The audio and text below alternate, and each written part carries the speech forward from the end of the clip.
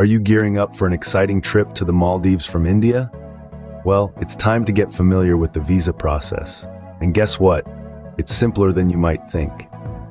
First things first, ensure that your passport is valid and will remain so for at least 6 months from the date you plan to enter the Maldives.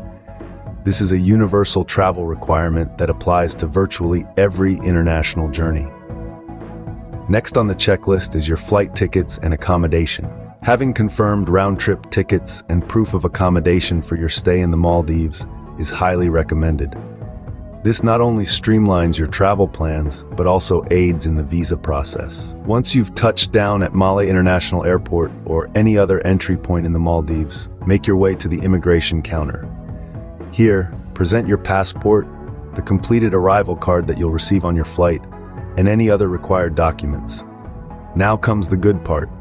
As an Indian national, you're usually granted a free 30-day visa on arrival for tourism purposes. Yes, you heard that right.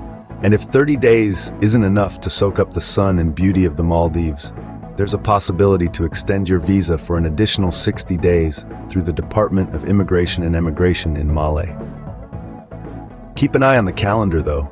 Ensure you depart the Maldives before your visa expires to avoid overstaying. Overstaying can lead to fines or other penalties, which is a headache no one wants on their vacation. In the current times, it's also important to consider COVID-19 regulations. With the ongoing pandemic, additional health and safety requirements such as pre-departure testing, health declarations, and possible quarantine measures might be in place for travelers to the Maldives. So always check the latest travel advisories and entry requirements before planning your trip.